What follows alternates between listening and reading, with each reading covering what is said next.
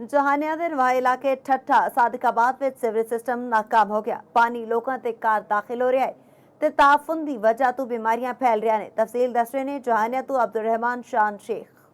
ਜੀ ਬਿਲकुल ਅਸੀਂ ਜਾਨੀਏ ਦੇ ਨਵਾਂ ਇਲਾਕੇ ਠੱਠਾ ਸਾਦਕਾਬਾਦ ਦੇ ਵਿੱਚ ਮੌਜੂਦ ਹਾਂ। ਬਿਜਲੀ ਇੱਥੇ ਕਦੀਮ ਅਰਸੇ ਦਾ ਇਹ ਆਬਾਦੀ ਹੈ ਤੇ ਇੱਥੇ ਜਿਹੜਾ ਸੀਵਰੇਜ ਦਾ ਮਸਲਾ ਜਿਹੜੇ ਅੱਜ ਤੱਕ ਹੱਲ ਨਹੀਂ ਹੋ ਸਕੇ।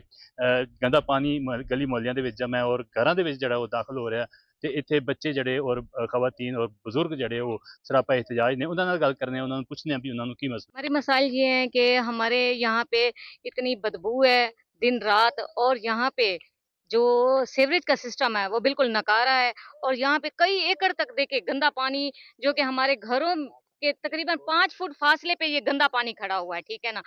दिन रात हम लोग सो नहीं सकते, हम लोग वबाई अमराज में हमारे बच्चे मुब्तला हैं। कोई सांस की बीमारी में मुब्तला है तो कोई गुर्दों की बीमारी में मुब्तला है।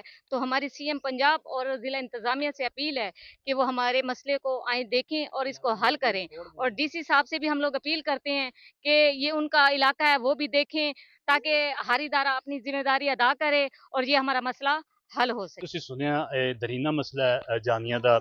ਸੀਵਰੇਜ ਦਾ ਪਾਣੀ ਇੱਥੇ ਜਮ੍ਹਾਂ ਹੋ ਜਾਂਦਾ ਹੈ। ਜ਼ਿਲ੍ਹੀ ਇੰਤਜ਼ਾਮੀਆ ਨਾਲ ਵੀ ਇਹਨਾਂ ਨੇ ਮੁਤਾਲਬਾ ਕੀਤਾ। मोहतरमा मरियम नवाज का भी यही विजन है कि वो साफ सुथरा पंजाब देखना चाहती हैं, लेकिन बदकिस्मती नाल जानिया के जोड़े इलाके ने वो सीवरेज के पानी डुबे हुए हैं। शान शेख बहुत शुक्रिया तमाम तर तफसीलात